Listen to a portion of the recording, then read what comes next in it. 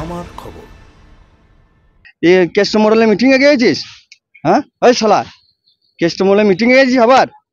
আমি দলটা তো একটাই দল। হ্যাঁ আমরা মিটিংয়ে গিয়েছি, আমরা একটা ধর্মস্থান গিয়েছি। গোষ্ঠীদ্বন্দ্বে ফের উত্তপ্ত নানুর। অনুব্রত মণ্ডলের জেল মুক্তির কামনায় দাতা বাবার মাজারে চাদর ছড়াতে যাওয়ায় বেধড়ক মারধর করার অভিযোগের তীর বীরভূম জেলা পরিষদের সভাধিপতি কাজল শেখের লোকজনের বিরুদ্ধে। রীতিমতো বাইক বাহিনী নানুরের গ্রামে গ্রামে তাণ্ডব চালায়, মাথায় বন্দুক ঠেকিয়ে ভয় দেখায়, ঘরবাড়ি লুটপাট করে। এই মর্মেই নানুর থানায় বোলপুরের এসডিপিওর কাছে লিখিত অভিযোগ করেন অনুব্রত অনুগামীরা।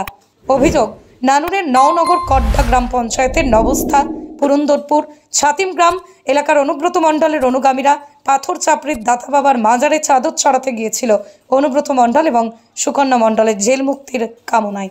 তারপরে গ্রামে ফিরতেই তাদের বেধড়ক মারধর করা হয়। কাজল শেখের অনুগামীরা গ্রামে গ্রামে বাইক নিয়ে তাণ্ডব চালায়, মাথায় বন্দুক ঠেকিয়ে ভয় দেখায়, ঘরবাড়ি ভাঙচুর করে। এই মর্মে নানুর থানায় লিখিত অভিযোগ করেন অনুব্রত অনুগামীরা।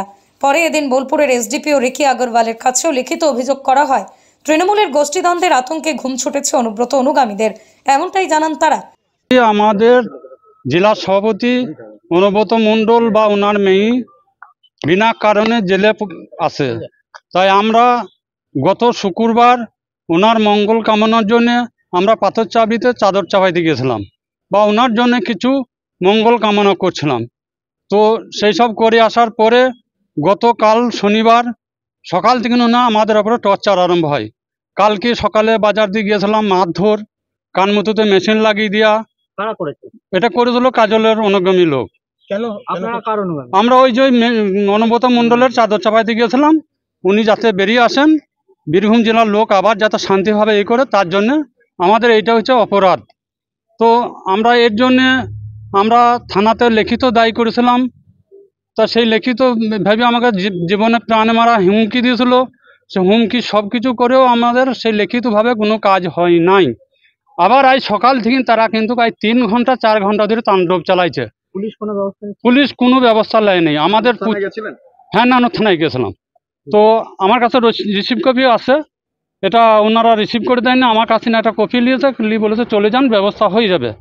এরপরে কোনো ব্যবস্থা নেই। 3 ঘন্টা 4 ঘন্টা ধরে তাণ্ডব চলছে বাজারে, গ্রামে, এমনকি বাড়ি, আমাদের বাড়ি, আমার বাড়ি, আমি কালকে থানা গেছিলাম বলে আজকে আমার বাড়ি আবার লুটপাট, ভাঙচুর, মেয়ে ছেলেদের গালাগালাজি, শ্লীলতাহানি, এরকমভাবে অবস্থা। তাই আমরা অগত্যি আমরা এখানে এসে আশ্রয় নিয়েছি এসডিপির কাছে। আতঙ্ক, চরম আতঙ্ক, মানে ছেলে মেয়ে চরম আতঙ্ক। আমি শহীদ ভাই ঘোরের ছেলে। আমি আজ খজিরপাড়া বাজার গিয়েছিলাম বাজার করতে। আমি ওই অনুব্রত মণ্ডলের পাথর চাপড়িতে মাজারে চাদর চাপাতে গিয়েছিলাম, সেদিন গিয়েছিলাম বলে আজকে আমাকে মারলো।